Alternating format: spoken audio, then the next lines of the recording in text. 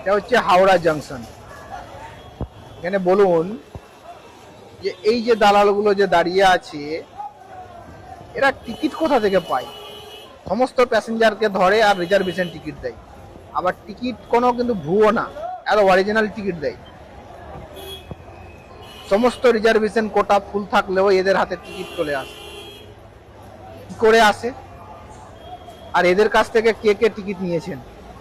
আমি তো প্রথমে ট্রাই করতে গেছিলাম, এই যে টুপি পরে আছে ইনাকে গিয়ে বললাম যে আমাকে মানমাদের জন্য টিকিট লাগবে।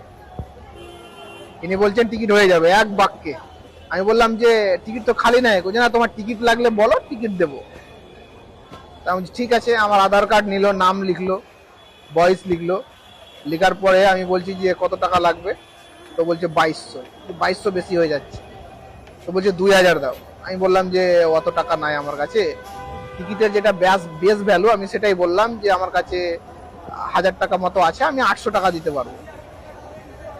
তো বললো যে না হবে না। তখন আমি আবার ঘুরে চলে এলাম। হ্যাঁ, তো আমি আবার টিটিকে বললাম যে বাইরে যে দালালগুলো দাঁড়িয়ে আছে এরা টিকিট কোথা থেকে পায়? ওরা বলছে যে ভাই কোথা থেকে পায় জানি না, আমরা কিছু বলতে পারবো না, মানে ভয় করছে। তো আসলে কেউ যদি জানেন তো বলুন, কমেন্ট করবেন অবশ্যই, আর ভিডিওটা শেয়ার করেন যদি কারো জানা থাকে যে এরা টিকিট কোথা থেকে পায়। চার্ট তৈরি হয়ে গেছে, 12-810 গাড়ি, আজকে হচ্ছে 17 তারিখ, চার্ট তৈরি হয়ে গেছে, কোনো টিকিট অ্যাভেলেবেল নাই, তবুও এরা টিকিট দেবে।